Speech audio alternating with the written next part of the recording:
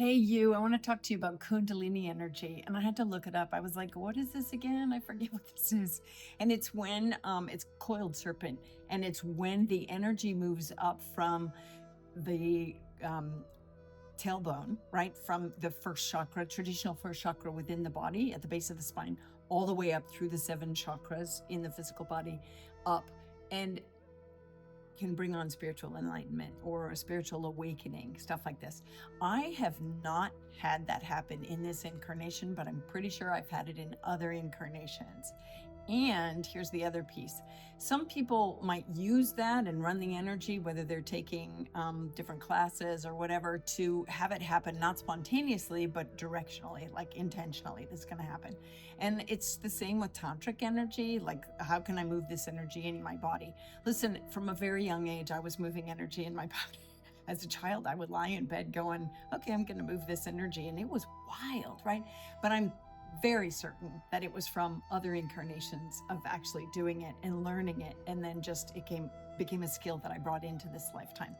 But for me, and maybe many of you, it may be that it's an upward movement of energy, but some of us might actually have this reaching higher states of awareness by bringing in energy, right? And I teach a 12th chakra system so that we bring it in from way above the crown of our head through our energy field into Mama Earth, down into the Earth chakra. But I want to tell you a little bit more off of a question that came in from a listener. And in it, I hadn't looked up Kundalini. I kind of was familiar with it, but wasn't really. And so you'll just have fun. You'll have fun listening, and I'll laugh too, because some things I'm just like, Con, this is not in your wheelhouse. Why are you even going here? And I just felt like, oh, I'm gonna swim around here and see how it goes. So come swim with me. Thanks for tuning in.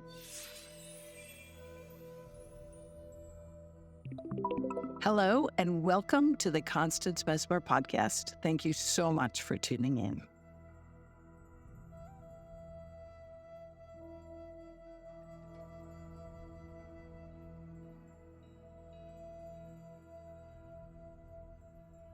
So I want to talk to you about Kundalini energy, but I don't really know much about it. I'm Constance Messmer, and you are listening to the Constance Messmer podcast. Thank you so much for tuning in. Listen, people write to me and have these questions, and I'm like, that's not in my wheelhouse. I haven't studied it in this lifetime, but I know I was very familiar with Kundalini in another life experience, because I really have had some crazy energetic experiences happen in this life, but I've never studied it enough. And I don't really ask spirit, because I ask, like, what's happening in the moment? And spirit's like, you're having a vibrational shift, or we are recalibrating your energy field. And I'm like, okay, whatever. And I don't have any desire. Mine is about the nuances of communication, but I don't have a huge desire to study with a guide or in the physical about Kundalini energy. Although, isn't there Kundalini yoga classes? I think that might be cool, but I might be afraid as to what would happen. I can imagine. But I'm going to combine a couple of questions. 2 people wrote in, and I thought, this is kind of cool. I'll combine this. Amber from Alberta, Canada, and Asmita from Sacramento, California. And so I have heard of Kundalini awakening, and my thoughts on how it could relate to using the 11 soul senses that I teach and speak to would be to recognize the experience as it's happening and to question your wise self, cosmic all, source energy, what's happening, and to allow those 11 soul senses to experience it deeply, and not only to experience it, but understand the experience as it is happening. What's happening in the moment, what you're supposed to do about it, if you're supposed to use it. Are you just supposed to let it roll through you? Are you supposed to hold on to it, move it through like Tantra? Tantra's a whole nother subject. So this stuff is fun, right? I think I've done both in countless lifetimes. And so very familiar, not because I've studied in this incarnation, but just this sacred past knowledge base. Um, I think I'm going to reapply lipstick. So the reason why you're asking, I'm getting from spirit, is because you have interest. So I think you should sort it on your own to feel like, okay, what's happening? What's this about?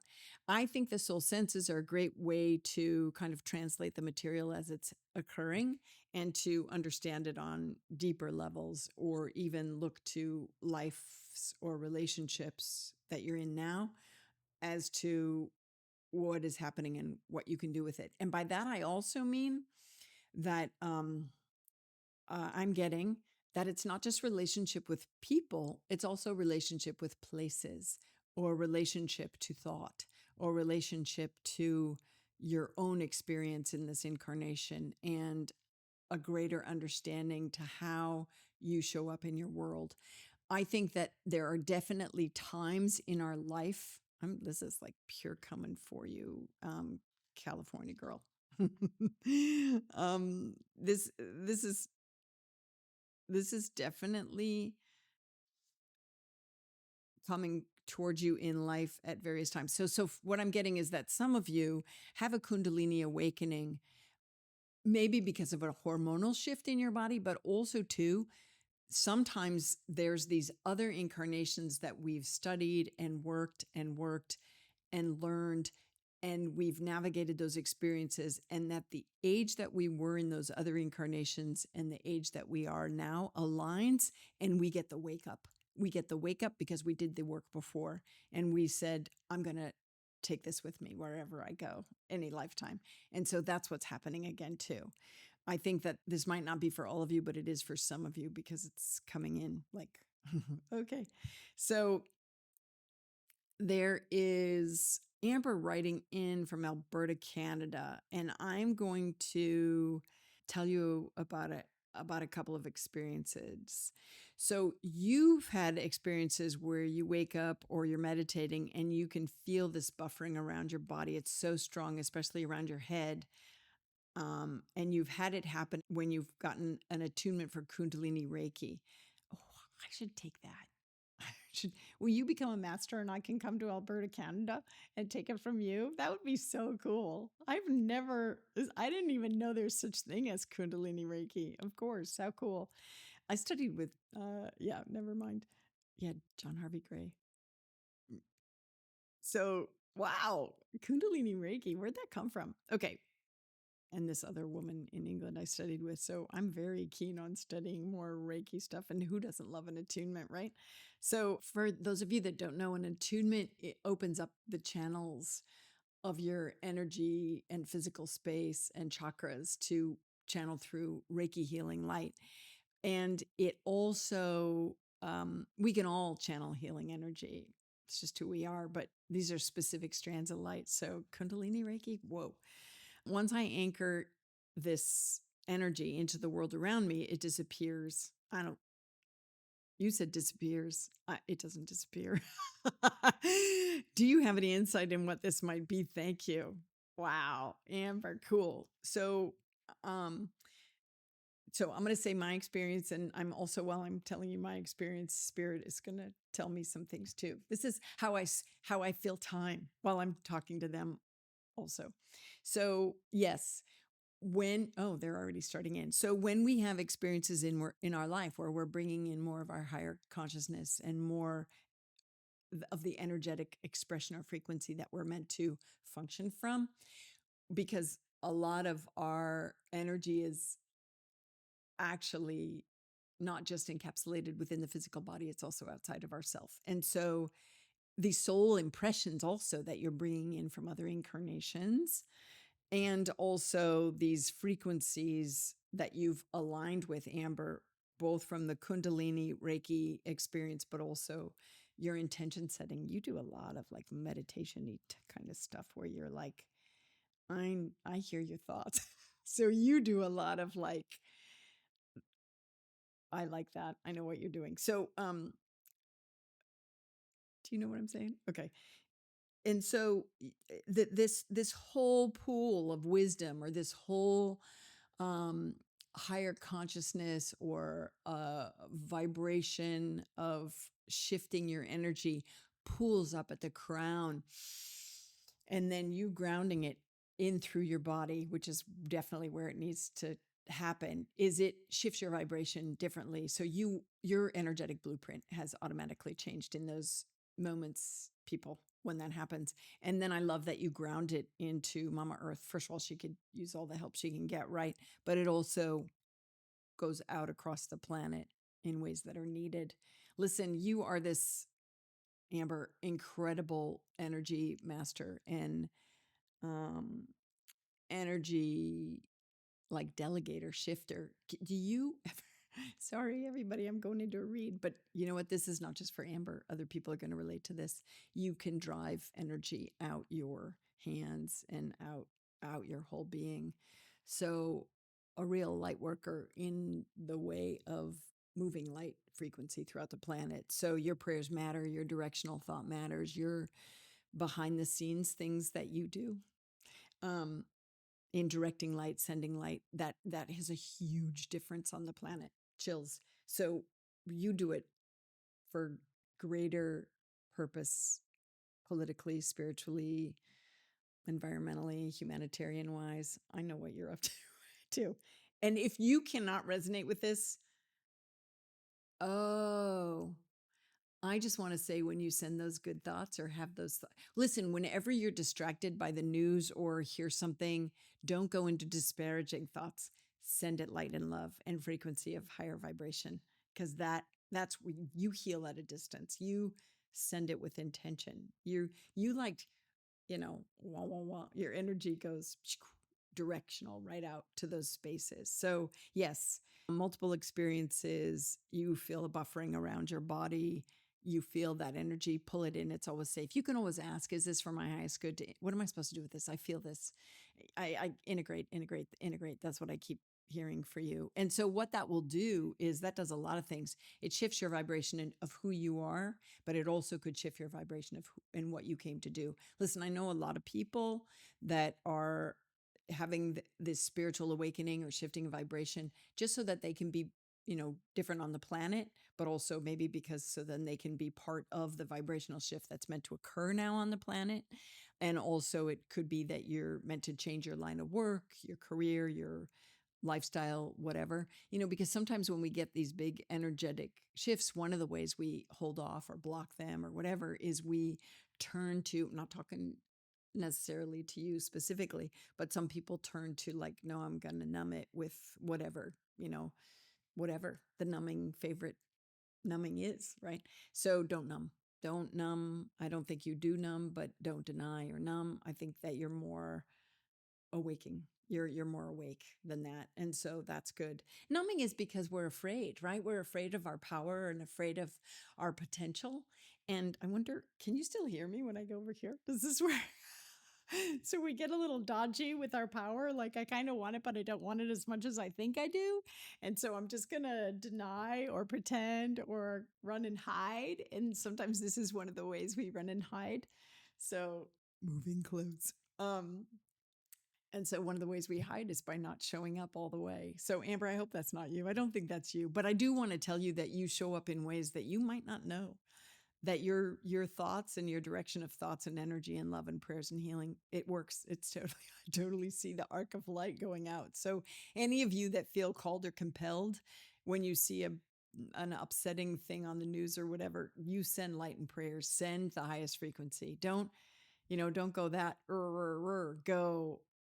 And I almost even caution against you going into, I can see the compassion going out to the people that were wronged. I don't want to deny you that, but there's something that you do, and it's not spiritual whitewashing in this way. It's like awakening hearts. There's a thing that you can do when there's trickiness happening, where you're like, may all beings be at peace. May all beings know love. May all beings, wake up to our full potential. Therefore, may all beings be kind. May all beings be these kind of intonations and prayerful directives that go out. Very true and real. So that was a segue from Kundalini energy. Yeah, I would have to go. I would have to look up Kundalini energy. Is it just it's not just anything, but how is it different than Tantra? Is it the same as Tantra? Can someone look that up? Is it the same, just different language, different part of the world, different country? What? Of course, hey, if you know, put a mention in the comments below. I would love that. I would love that. That's so funny. And who came up with Kundalini Reiki? That's cool. Yeah, I know a lot of people that have created offshoots of Reiki, right? Because it opens you up and you can get in touch with countless frequencies. And why not? Yeah, that's very cool. I look like I'm grasping for words. I'm actually asking Spirit, are we done here? Is there anything else you want to say about that? If you're drawn to it, try it. If you're drawn to it, try it, man. Really, in a sacred, safe space of opening and unfolding. I'm sure it's very healing. All of this, whether it's Tantra or Kundalini work. And, uh, it's releasing, freeing, learning about another way of learning about energy, which is important, and not being shut down in any way with our energy. There's that. Very important. Because when we're shut down in our energy, we can definitely be closed-minded and closed-hearted. And we're really supposed to be all, love all, connect with all,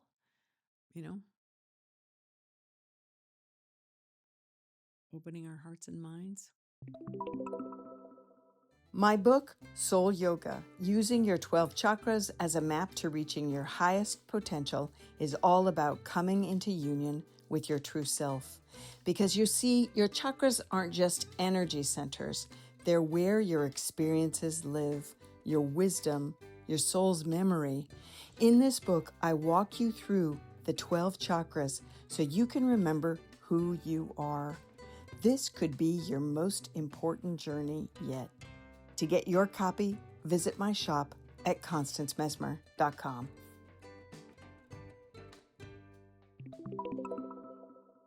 Wake up, wake up, wake up. Everybody wake up, especially the ones that are caught in causing trouble. Wake up, light and love. So I don't think I answered your question at all. Mostly it really is. I love all the love notes. You're all sending love. You're saying thanks for all your stuff. I love that you're anchoring the energy in the world around you.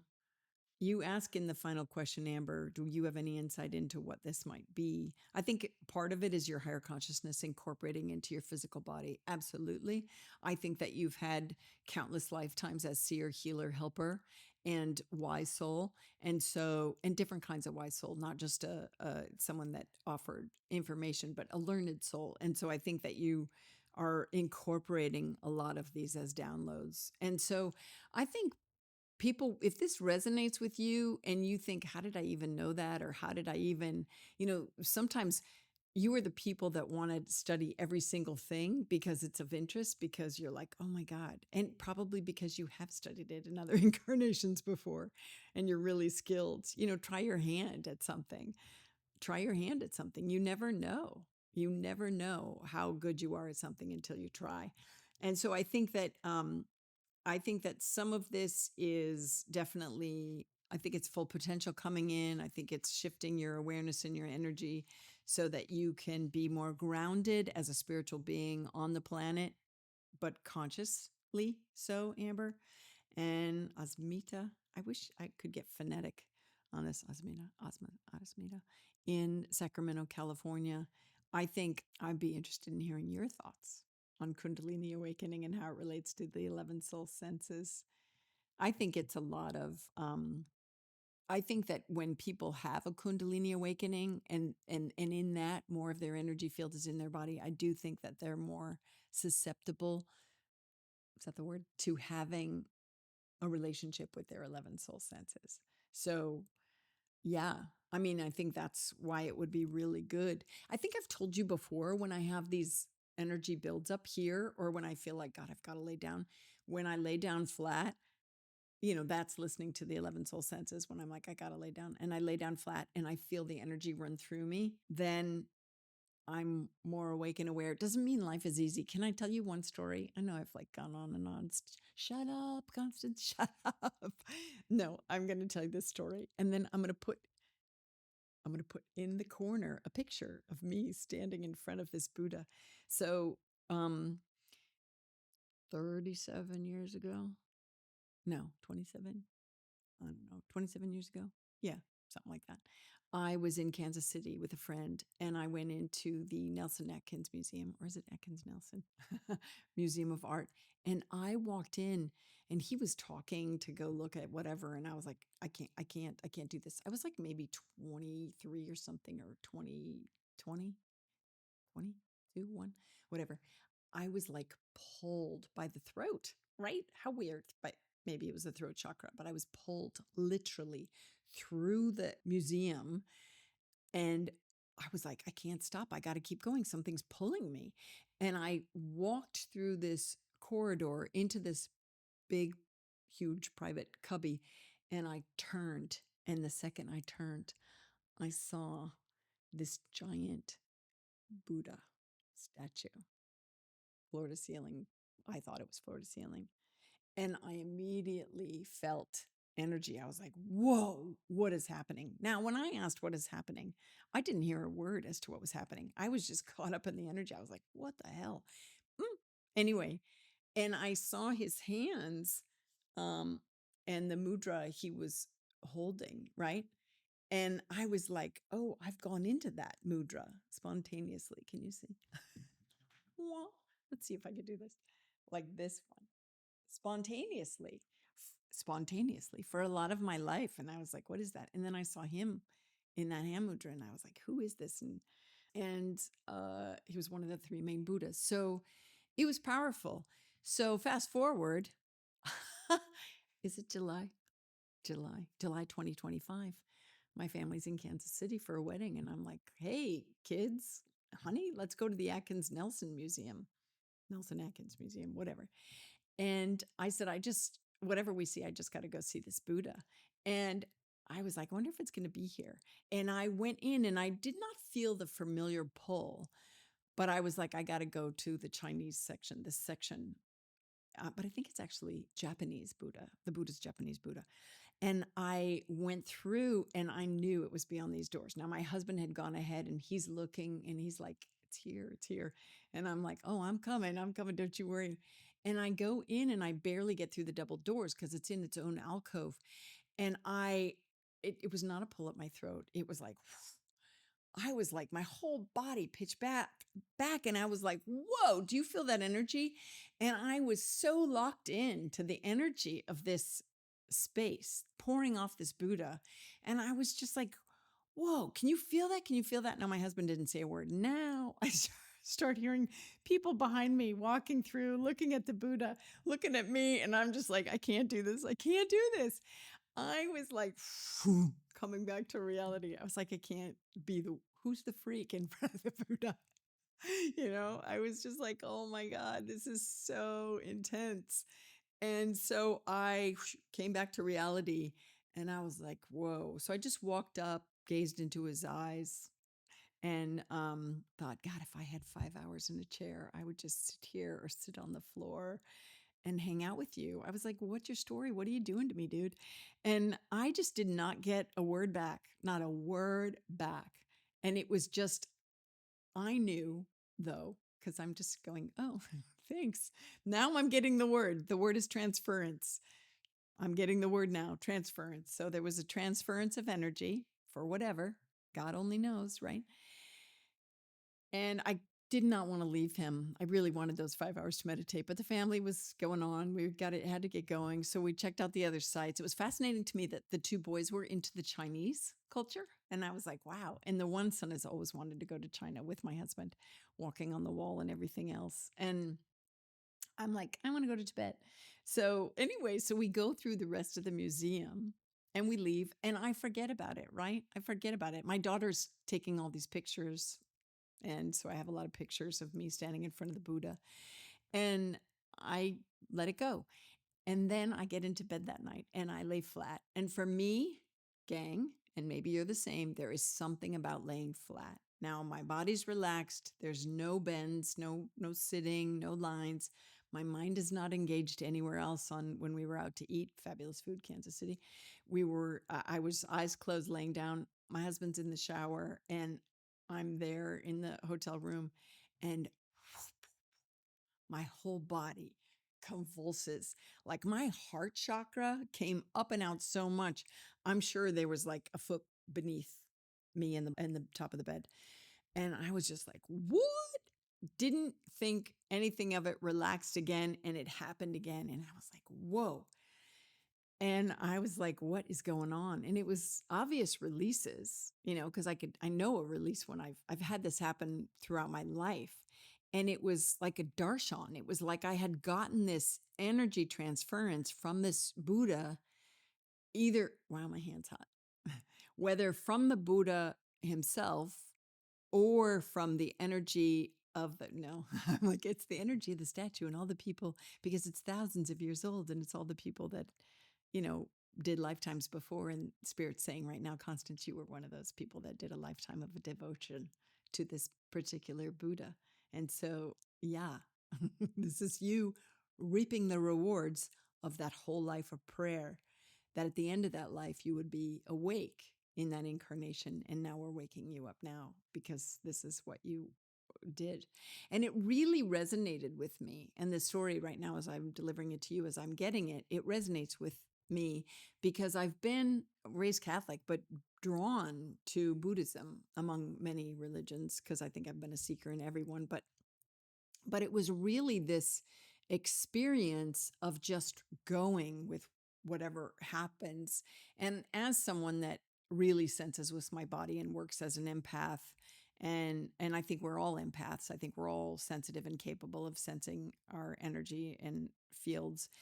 I just let these experiences move my body. I've done that often, and my body's gone into spontaneous asanas, and that's when I knew ages ago that the asanas and mudras could affect the chakras totally. Totally. So in this instance, and if you're drawn to go into a museum, go into wherever, right? Wherever you're called, and see if you can have a visceral experience with the artifacts that are ancient, that might hold the energy, maybe from a past life of your own, maybe just of some kind of an experience. And so, was that Kundalini energy? Was that, what was that? It was an energy transference. I'm like, so this is the bad teacher, Constance. I don't care what it was called. It was just an energy transference. And I got really irritable the next day. I was really irritable, and I was like, whoa, shit's coming up. That dude shined the flashlight on me, and that my stuff is coming up and out. And I was like, breathe through this, man. You are short-tempered, short-fused. And it was like, keep knocking this. It was as if, more of my shadow energy, the darkness had to leave so that I can incorporate more of the light. So I think I'm really amping up for this next phase of my work, to be with you, to teach you, to go into these next levels of spirit that I've been waiting to. This is why we've gone through the chakras. This is why we've gone through the ways that the 11 soul senses function. And so, do I care? Was it Kundalini? Was it Tantra? Was it whatever? It was just energy flowing through me. So comment below if you if you have any hits. I don't really mind. It's just, it was energy transference, and I know it was from a lifetime of being a devoted, to that being, that Buddha, that particular Buddha, and who knows? I think that these moments of personal integration, soul expansion, visceral reaction to energy frequencies that can happen when we go into sacred spaces or stand before sacred statues where other people have prayed, or we've prayed in other countless lifetimes or whatever, um, can really open us up to a greater depth of our own spiritual truth and wisdom and awareness. And that's, I think, what happened to me. And I think it happens to you too. I think it happens to all of us. And I think for me, the greatest gift that I could give you is the reminder. God, I'm getting chills. The reminder of being present in those moments. Don't let those moments slip away without your full attention. What's happening here? allow whatever comes. I didn't know. I'm like, what? Okay, transference. You going to tell me anymore? Not unless you want to sit in meditation. I think I'll cry if I sit in meditation. Would that be so bad? Spirit saying, no, it wouldn't be. You know, I have so much on my to-do list. I have 3 books I'm trying to write, 2 I'm trying to get out, 2 journals. We need more help in the office, you know? Anyway, so will I sit and ponder it? And will I go into the weeping? I'll probably go into the weeping. I think I also promised to help wake consciousness up in that lifetime. I said, if you'll give me this, a little bargaining. If you'll wake me up at my death, like your promise, O Buddha, I forget what his name is, then I'll come back and wake people up and lift them to their higher consciousness. I promise. I'm sure I bargained. I often bargain. If you do this, I'll do that. And then I'm always like, okay, I'll just do it anyway, whatever. I'll just do it. So enter into these moments when you're having a spiritual experience. Don't be like me and run scared. Yeah, I'll probably meditate on it and cry, you know. Sometimes I think I cry because I go, I'm not worthy. Why? You know, because it's this immense love that pours up. I think Kundalini is this rising energy through the chakras in the body. I have a girlfriend that said she had a Kundalini experience, and it was like this combo of tantra and sensual, sexual energy that wasn't like sex, but it was that same energy infusion. That would be cool, but but I'm good with my downloads. I'm good with my downloads, my spiritual awakening downloads. And I think that we're all, you know, sometimes these happen when we're sleeping. Sometimes they happen out of a harsh relationship that we get out of, that we were like, golly, I learned a lot there. And we cry and we mourn, and then we shift subtly and softly and beautifully and profoundly. And those allow for energy shifting and frequencies, healings, you know, people that work on healing, and whether it's acupuncture that releases, do you see, I keep seeing something flash. Like, what is this? You know, whether it's realigning energy frequency through pathways in the body, or all the various healing modalities that allow for that. This opens us up, right? As channels for healing, not necessarily channels, or maybe not for channels as in delivering content, but maybe. But I just feel like all of these experiences allow for energy rushes and a shift of who we are, or a shift in perspective. And so I'm asking spirit still, is there anything more? I think it's just Asmita and Amber. What does it mean for you? What are you meant to do in those moments? This is what I ask all of you, is to pay attention, notice, sit with your wise self and say, where's the connection? I think these are connected. Kundalini energy and the 11 soul senses, how, you know, and then you tell me. That would be cool. Okay. That clearly has to be all of it, right?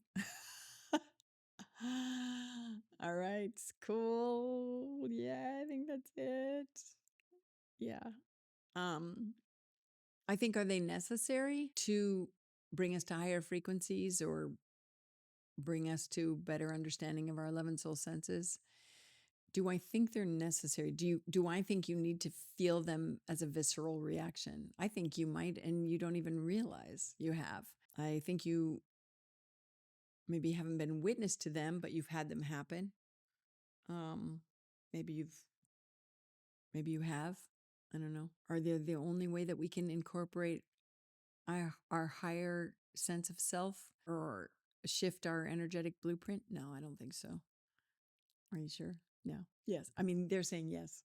They're saying no. That's not the only way. There's other ways. Oh, life changes. Consciously making a choice to approach everything in love. That changes your frequency fast.